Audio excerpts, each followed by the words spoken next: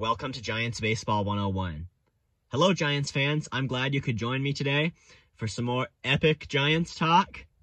If it's not exaggerating to call it that. No, I don't think so. I've got great news. The Giants' rotation is looking very complete. Anthony DeSclafani went 3 scoreless innings. That is looking good. The rotation is just a really complete one right now. I think they're going to be good. The only other little obstacle is going to be obviously stretching out these starters, having them face the lineup 2 and as much really as 3 times, just to prove they can be good, facing lineups more than once, because that can be a major thing in the regular season.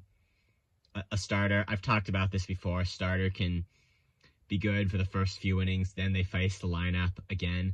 That's why it's going to be important as soon as possible to get these starters stretched out. I think that will happen. And there's no real reason to think that they're not going to be good.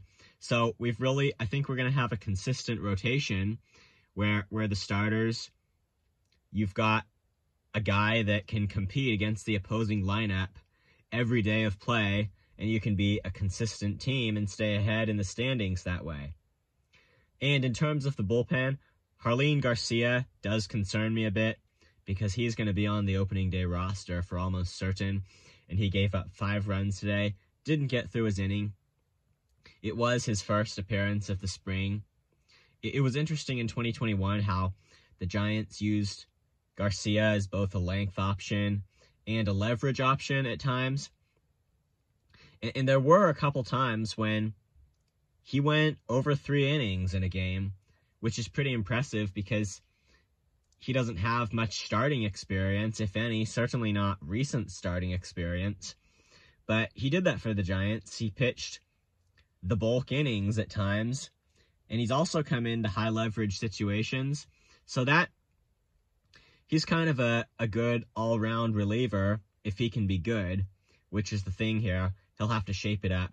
Tyler Beede has definitely not made a good bid so far for the opening day roster, even if they have extra spots, which they almost certainly will.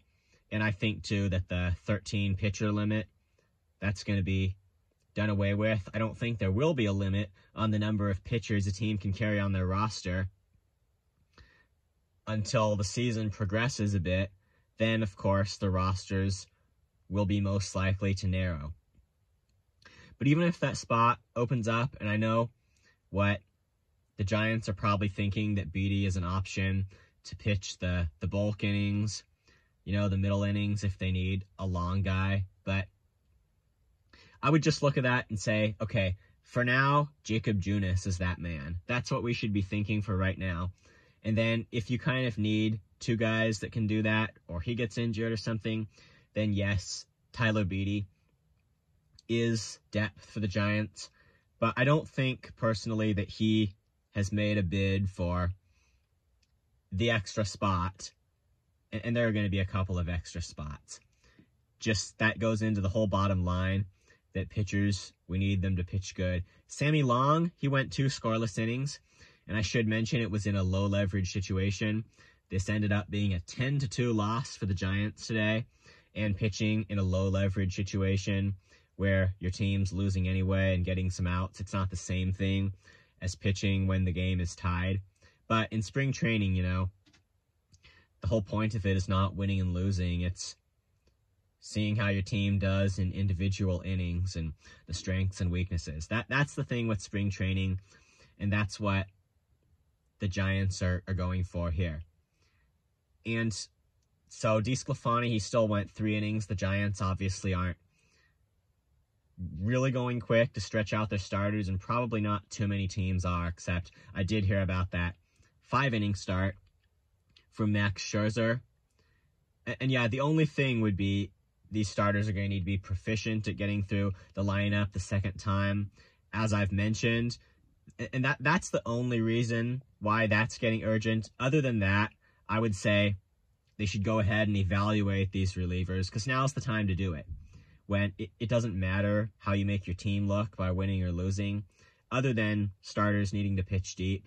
Evaluating these relievers it's just the time now. And, you know, you can see, I guess, basically who's highest on the depth chart and how it would flow best in the season. You can also see, obviously, by how these guys pitch and hit at AAA. And now we go to the lineup. It is disappointing that Brandon Crawford does not have a hit yet. I told you I thought he should have basically gotten into the lineup sooner, but it's better late than never. He's still got a chance to start cracking up if he gets consistent reps. I think he needs to be in the lineup tomorrow and as many times as possible next week. Mike Yastrzemski hit a home run. Man, he did not just get lucky in 2019. No, he's a great player. Better in the majors than he was in the minors. He's a slugger, man. And his average this spring training is 143, but that's a very small sample. I would not be concerned. He showed his power today. That's just a small sample. He needs more games. I think he's going to have a good season. That's just what I think about this. So yeah, the lineup, right now, we're just looking at these individual players and how they're hitting.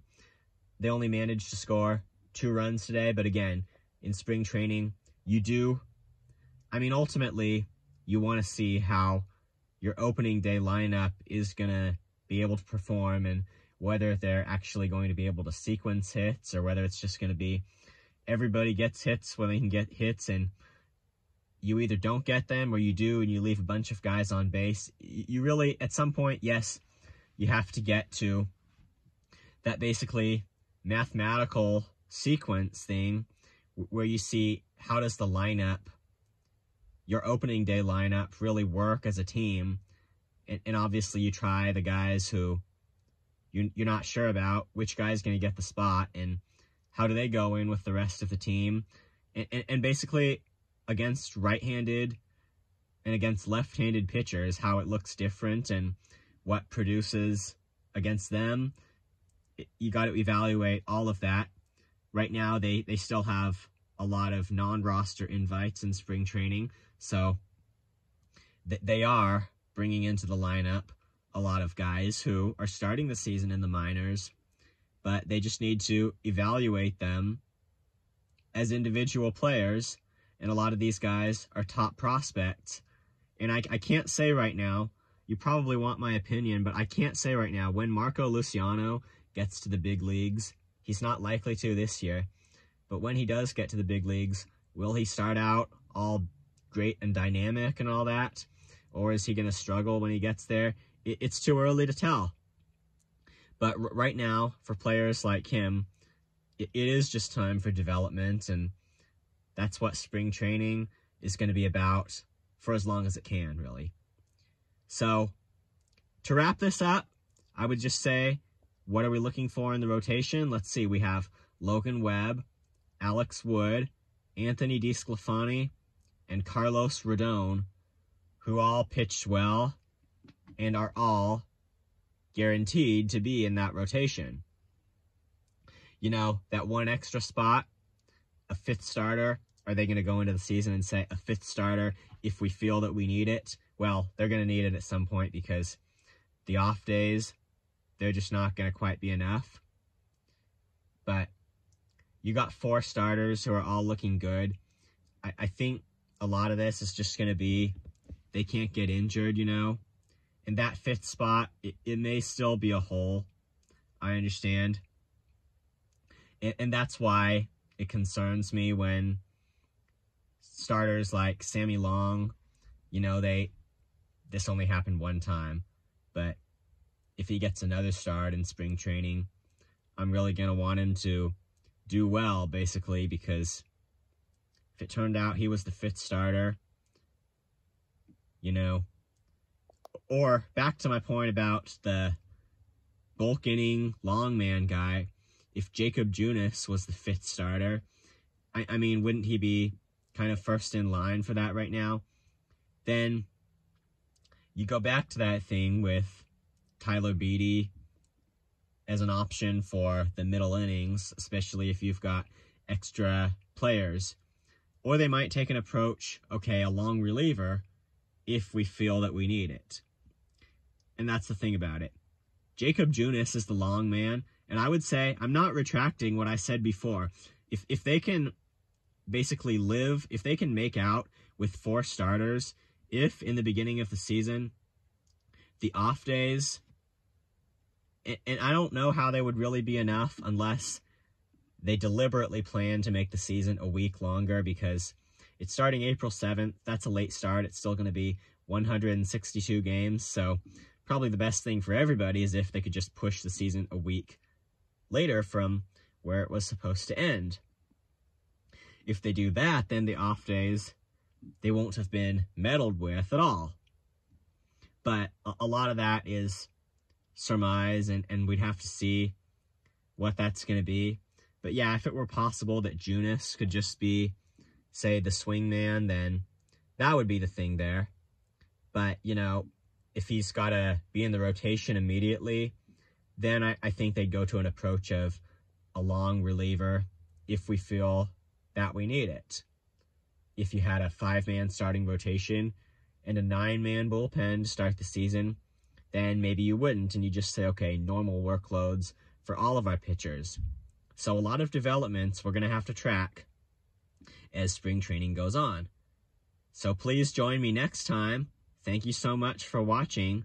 Please subscribe if you have not. I'll see you next time. This has been Giants Baseball 101.